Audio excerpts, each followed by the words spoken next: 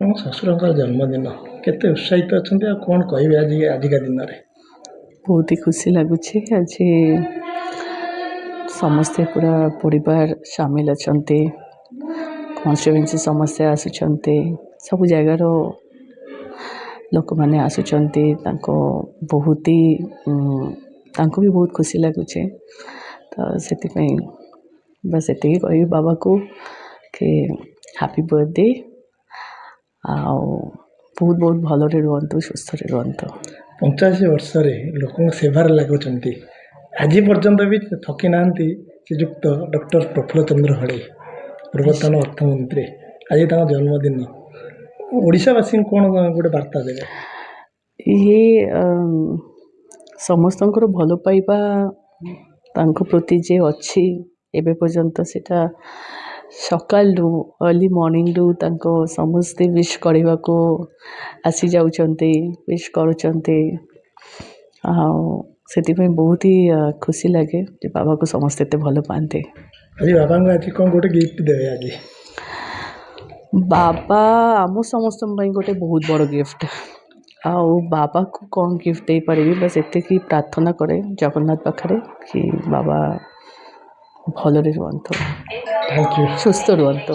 Thank you. ଆମେ ପହଞ୍ଚିଛୁ ସେହି ଜନନାୟକ ଯାହାଙ୍କ ନାଁ ଶୁଣିଲେ ଓଡ଼ିଶାବାସୀ ବହୁତ ଖୁସି ହୁଅନ୍ତି, ବା ଆଜି ପୂର୍ବତନ ଅର୍ଥମନ୍ତ୍ରୀ ପ୍ରଫୁଲ୍ଲ ଚନ୍ଦ୍ର ହଡ଼େଇଙ୍କର 85ତମ ଜନ୍ମଦିନରେ ଶୁଭେଚ୍ଛା ଜଣାଇବା ସହିତ, ଖବର ପ୍ରଭାବ ତରଫରୁ ହାର୍ଦ୍ଦିକ ଅଭିନନ୍ଦନ ଜଣାଇବା ସହିତ ତାଙ୍କ ପ୍ରତିକ୍ରିୟା ନେବା।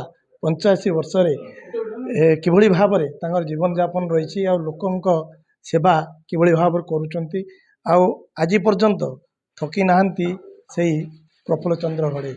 ଆଜ୍ଞା, ଖବର ପ୍ରଭାବ ନ୍ୟୁଜ୍କୁ ସ୍ୱାଗତ। ଯେ କ'ଣ କହିବେ ଆଜି 85 ବର୍ଷ ଜନ୍ମଦିନ ଅବସରରେ? ଆଜି ଅନେକ ଲୋକ ଆସିଛନ୍ତି ଶୁଭେଚ୍ଛା ଜଣାଇବା ପାଇଁ, ଅଭିନନ୍ଦନ ଜଣାଇବା ପାଇଁ, କ'ଣ କହିବେ? ଭଲ ପାଇବାରେ ଜୀବନ ମୋର ବନ୍ଧା। ଲୋକଙ୍କୁ ମୁଁ ଭଲ ପାଏ, ଲୋକ ମୋତେ ଭଲ ପାଆନ୍ତି।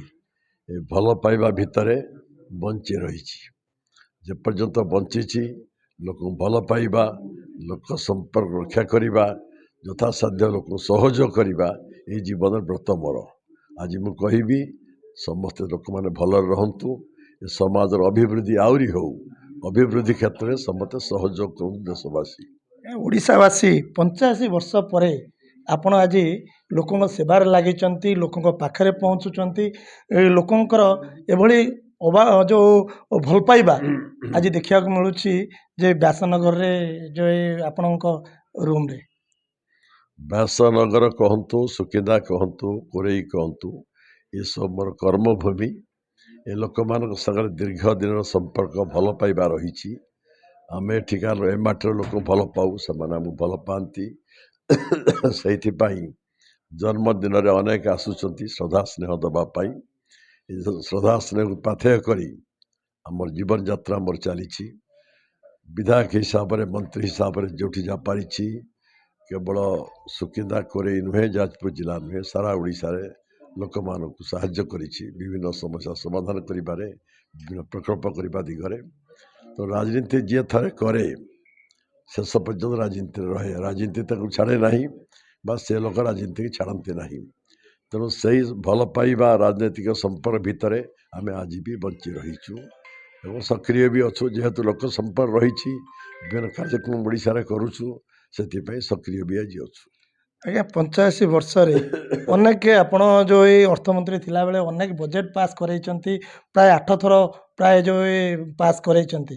କିନ୍ତୁ ଇଏ ଓଡ଼ିଶାବାସୀଙ୍କୁ ନୂତନ ବର୍ଷରେ, ଆଗାମୀ ନୂତନ ବର୍ଷରେ କ'ଣ ବାର୍ତ୍ତା ରହିବ? ଜନ୍ମଦିନ ଆମ ସମୟରେ ବିଜୁ ପଟ୍ଟନାୟକ ମୁଖ୍ୟମନ୍ତ୍ରୀ ଥିଲେ, ଆମେ ସବୁ ବିଭିନ୍ନ ବିଭାଗର ଦାୟିତ୍ୱରେ ଥିଲୁ। ବିଶେଷ କରି ଅର୍ଥ ବିଭାଗ ଦାୟିତ୍ୱରେ ଥିଲାବେଳେ ଯେଉଁ ସଂସ୍କାରମୂଳକ ସବୁ କାର୍ଯ୍ୟ କରାଯାଇଛି, ପ୍ରଥମେ ଥିଲା ଆପଣ ସେଲ୍ ଟ୍ୟାକ୍ସ ଥିଲା, ସେଲ୍ ଟ୍ୟାକ୍ସରୁ ଭାଟ୍ ହେଲା, ଭାଟ୍ ପରେ GST ହେଲା। ଯେଉଁ ଅର୍ଥନୈତିକ ସଂସ୍କାର ଅଣାଗଲା, ସଂସ୍କାର ଫଳରେ ଆପଣଙ୍କର ଓଡ଼ିଶା ରାଜ୍ୟର ଅର୍ଥନୀତି ସମୃଦ୍ଧ ହେଇଛି, 9ଟା ରାଜ୍ୟରୁ ବଳକା ରାଜ୍ୟ ହେଇଛି।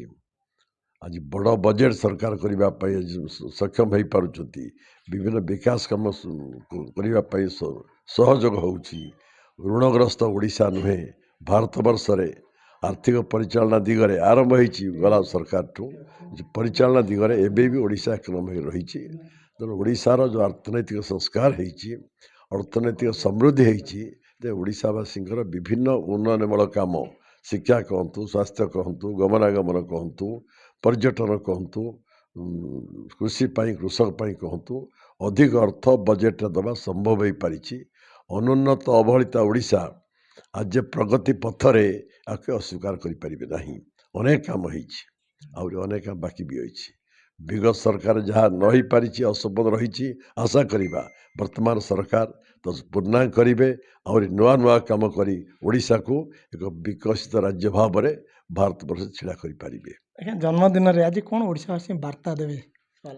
କିଛି କହିବାର ନାହିଁ, ସମସ୍ତେ ଭଲରେ ରହନ୍ତୁ, ଖୁସି ମନରେ ରହନ୍ତୁ, ସମସ୍ତେ ସମସ୍ତଙ୍କୁ ଭଲ ପାଆନ୍ତୁ ଏବଂ ଯେଉଁ ରାଜ୍ୟରେ ଆମେ ଜନ୍ମ ହେଇଛନ୍ତି ସେ ରାଜ୍ୟର ବିକାଶ ପାଇଁ ଯଦି ଯାହା କିଛି କରିପାରିବା, କରିବାରେ ତ୍ରୁଟି କରିବା ଉଚିତ। ପ୍ରଫୁଲ୍ଲ ଚନ୍ଦ୍ର ଘଡ଼େଇ, ଆଜି ପୂର୍ବତନ ଅର୍ଥମନ୍ତ୍ରୀ ପ୍ରଫୁଲ୍ଲ ଚନ୍ଦ୍ର ଘଡ଼େଇ 85 ବର୍ଷରେ ଥକି ଯାଇନାହାନ୍ତି। ତାଙ୍କର ଏହି ଲୋକସେବା ବା ଜନସେବା କରିବାରେ ସେ କେବେ ଥକି ଯାଇନାହାନ୍ତି। ଯାଜପୁରରୁ କଳ୍ପତରୁ ଧୀର, ଖବର ପ୍ରଭାବ ଓଡ଼ିଶା।